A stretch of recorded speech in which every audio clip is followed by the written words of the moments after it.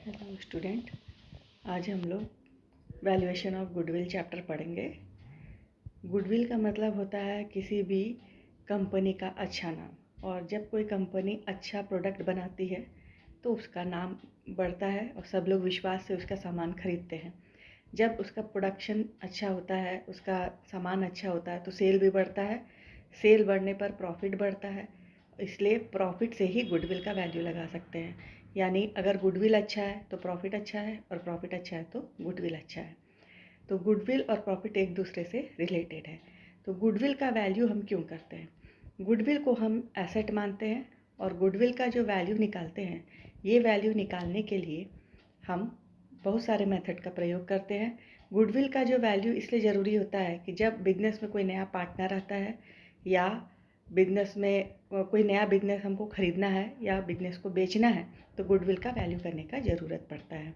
तो गुडविल के वैल्यू करने के बहुत सारे मेथड है। आज हम पहला मेथड देखेंगे।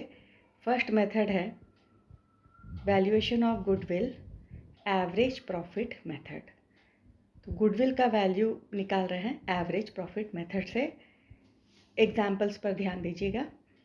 तो ये जो गुडविल का वैल्यू हम निकालते हैं, इसके लिए एक सम बना के हम आपको भेजेंगे बोर्ड में। पहले इसका मेथड सुन लीजिए कि क्या करना होता है।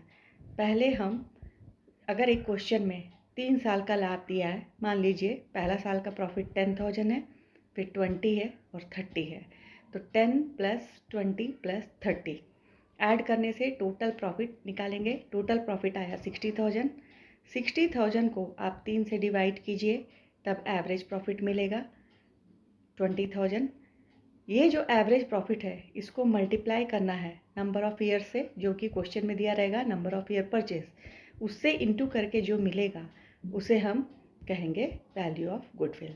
यानी 3 साल के लाभों को जोड़ना है, जितने साल के लाभ को जोड़े हैं उतना से डिवाइड करना है, और जितना ईयर परचेज बोला उससे इंटू करना है। इस तरह से वैल्यू ऑफ गुडविल निकलता है।